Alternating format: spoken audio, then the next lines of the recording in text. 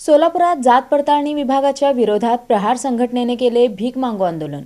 विद्यार्थ्यांच्या जात प्रमाणपत्राचे वाटप करताना पैसे मागितले जातात, त्यांना त्रास दिला जातो, हा आरोप करत गुरुवारी सकाळी प्रहार संघटनेच्या वतीने भीक मागो आंदोलन करण्यात आले। सातत्याने संघटनेने याबाबत शासनाला सत्याची जाणीव करून दिल्यानंतरही योग्य ती कारवाई होत नसल्याने प्रहार संघटनेने आक्रमक रूप धारण केले।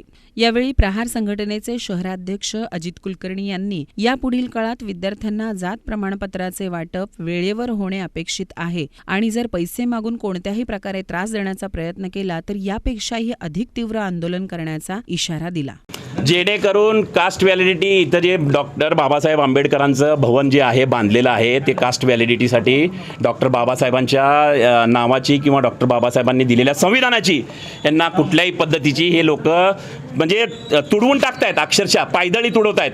बाबासाहेबांनी एवढं मोठं संविधान लिहिलं तर त्यांच्या नावाला आज हे म्हणजे काळीमा फासतायत का? तर कास्ट व्हॅलिडिटी सर्टिफिकेट जे आहे, जे आपण कुणबी असेल, मराठा असेल, ओबीसी असेल, एसबीसी असेल, अनेक एससीचे दाखले असतील तर त्या दाखल्यासाठी यांनी एजंट ठेवलेले आहेत। त्या एजंटामार्फत 50,000, 60,000, 40,000 अशा रकमा घेऊन हे सर्टिफिकेट वितरित करत आहेत। सर्टिफिकेट म्हणजे कास्ट व्हॅलिडिटी, जेणेकरून शाळेत ही कास्ट व्हॅलिडिटी जे विद्यार्थ्यांना महत्त्वाची आहे, विद्यार्थ्यांचे ॲडमिशन थांबलेले आहेत, जे अपंग असतील, दिव्यांग असतील, जनसामान्यांच्या जे काही कास्ट व्हॅलिडिटी आहेत त्यांनी पेंडिंग ठेवलेले आहेत। 10,000 सर्टिफिकेट दिलं म्हणते साहेबांना तुमच्या मार्फत विचारा 10,000 सर्टिफिकेट कधी वितरित केले।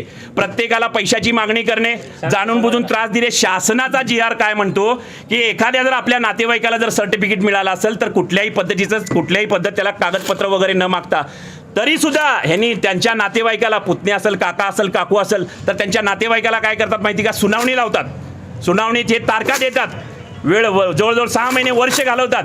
अशा सगळ्या गोष्टी फक्त आणि फक्त या पैशासाठी करतात। ह्यांचा रेट ठरलेला आहे एजंटामार्फत। साहेबांनी म्हटले मी 10 कॅमेरे लावलेत। कॅमेरे कशासाठी लावले त्यांनी? की फक्त कोणी पक्षाचा, कुठल्या संघटनेचा येऊन आपल्याला त्रास देऊ नये याच्यासाठी कॅमेरे लावलेत।